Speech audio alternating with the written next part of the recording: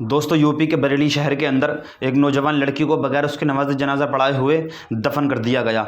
मेरे दोस्त ये पूरा मामला क्यों हुआ और कैसे हुआ इस वीडियो के अंदर मैं आप को बताने वाला हूं। मेरे दोस्त वीडियो आप पूरा देख करके जाएं, वीडियो को बिल्कुल भी स्किप ना करें।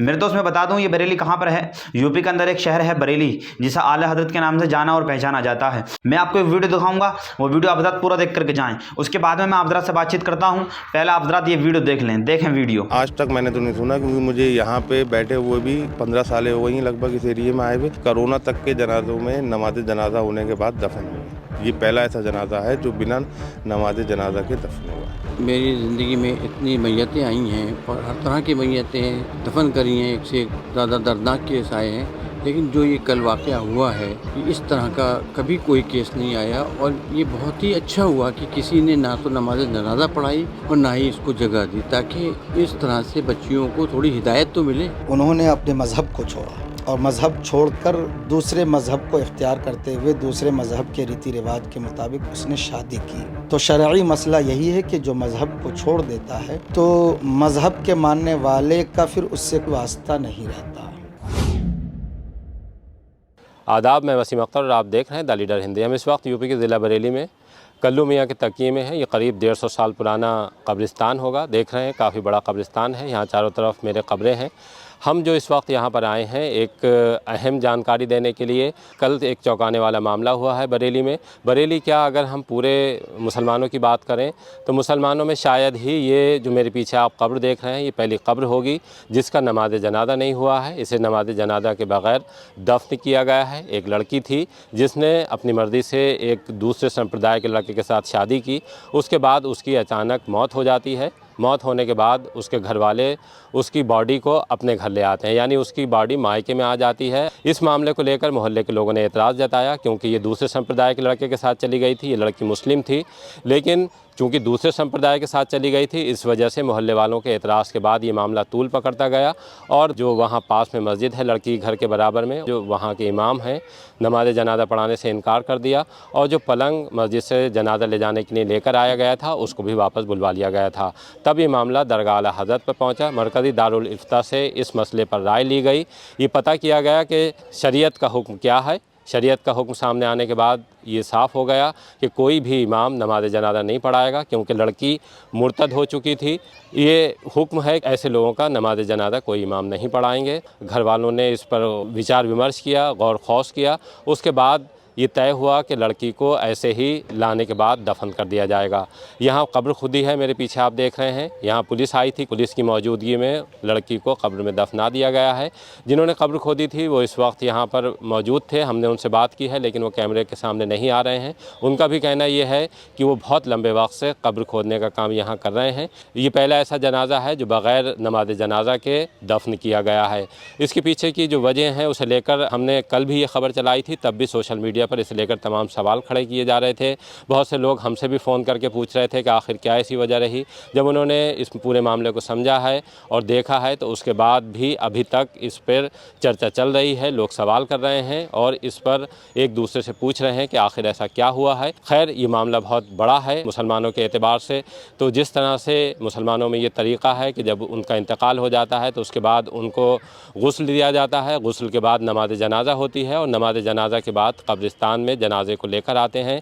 वहाँ कब्र खोदी जाती है और कब्र खोदने के बाद जनाजे को उसमें दफन कर दिया जाता है। लेकिन ये पहला मामला था, हमारे लिए भी बेचैनी का सबब था। हमसे भी लोग जानना चाहते थे कि एक लड़की का ऐसा इंतकाल हुआ है जिसको लेकर काफ़ी हंगामा खड़ा हुआ है। लोग उसके जनाजे में शामिल नहीं होना चाहते हैं। उसके पीछे की वजह क्या है। तब हमने ये वजह तो साफ़ कर दी थी कि लड़की इस तरह से एक दूसरे संप्रदाय के लड़के के साथ शादी कर चुकी थी।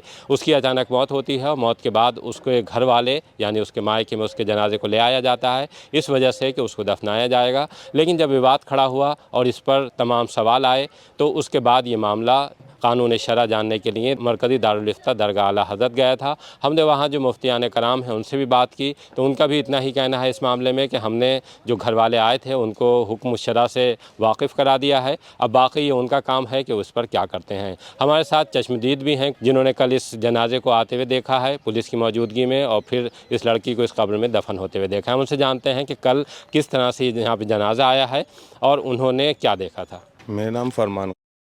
ज़ूफी मेरे को बहुत पसंद आया। उसकी वजह पता है क्या है? यहाँ पे ना आप 2.5 मिनट के छोटे छोटे गेम्स खेल के। जी फरमान भाई, यहाँ आपका गोदाम है क्या है? जी मेरा यहाँ सामने ही कब्रिस्तान के तंबाकू का गोदाम है और वहाँ ही मैं बैठा हुआ था जिस टाइम ये करीब 5 बजे के टाइम लमसम ही जनाजा आया, 4 से 5 बजे के टाइम। तो उसमें एक तो पब्लिक की संख्या बहुत कम थी, फिर पता चला कि ये कितने ऐसे लोग होंगे? कम से कम 10 से 12 लोग। अच्छा, उसको घर के लोग। जी घर के लोग थे, उसके अलावा को दोस्त संग में पुलिस थी। ऐसा पहला जनाजा था जिसमें आपने देखा कि अक्सर देखते होंगे जनाजे, लेकिन उसमें भीड़ बहुत कम थी। जी इसी अभी तो माथा ठनका कि इतनी पब्लिक कम क्यों है, पुलिस क्यों है। तो पता चला कि इसने किसी दूसरी संप्रदाय के लड़के से शादी करी, इस चक्कर में कोई मोहल्ले वाला इनके साथ नहीं है और ना ही इनकी नमाज जनाजा हुई है। बहुत कम लोगों की संख्या में आके जनाजा यहाँ दफन हुआ। अच्छा, आपकी कितनी उम्र होगी? मेरी उम्र करीब 38 साल है। आज तक मैंने तो नहीं सुना, क्योंकि मुझे यहाँ पे बैठे हुए भी 15 साल हो गई लगभग इस एरिए में आए हुए। कोरोना तक के जनाजों में नमाज जनाजा होने के बाद दफन हुए। ये पहला ऐसा जनाजा है जो बिना नमाज जनाजा के दफन हुआ है। तो पुलिस आई थी, तो पुलिस में कौन कौन ज़्यादा फोर्स थी क्या? नहीं, 2 दरोगा थे, एक लेडीज सिपाही थी। अच्छा, उनसे कोई बातचीत हुई थी? उनसे बातचीत हुई तो उन्होंने ये बताया कि थाने में कुछ लोग पहुंचे, फिर उसका विरोध कर रहे थे दफन करने का, ये वो कि दूसरे संप्रदाय का मामला। इस चक्कर में हमें इंस्पेक्टर साहब ने भेजा है कि आप जाके वहाँ पे जनाजा दफन कराएं और वहाँ के आसपास के लोग विरोध नहीं करते। हम इस वक्त रिदाल सिद्दीकी साहब के साथ हैं, जिन्होंने अब तक न जाने कितने लोगों को गुस्ल दिया होगा और तदफीन में शामिल रहे हैं।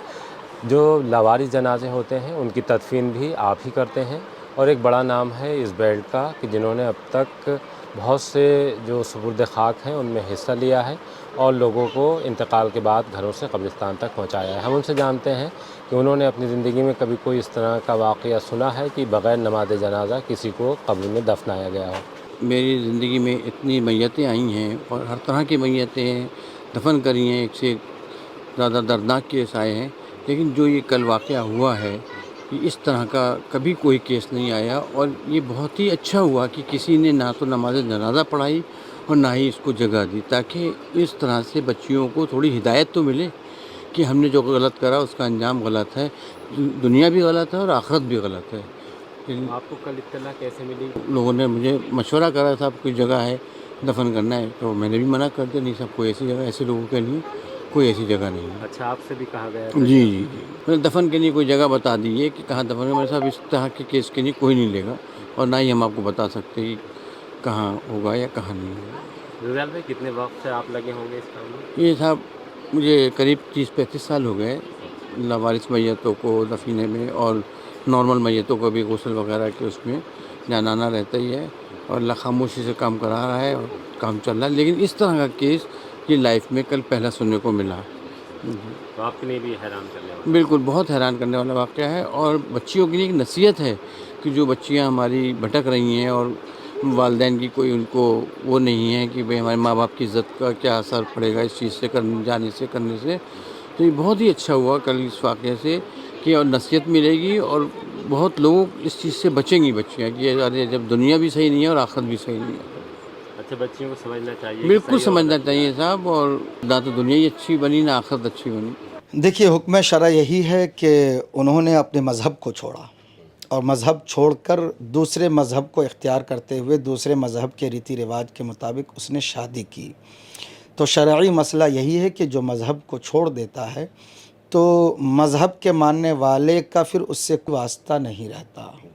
हुक्म शरअ यही है कि हम ना तो मज़हब के मुताबिक उसको तजहीज़ व तफ़रीन कर सकते हैं, ना मज़हब के मुताबिक उसकी जनाजा पढ़ सकते हैं। जैसे मुसलमानों के लिए ये इंतकाल के बाद एक हुक्म है कि उनको उस तरह से गुस्ल होगा, नमाज जनाजा होगी, फिर दफन किया जाएगा।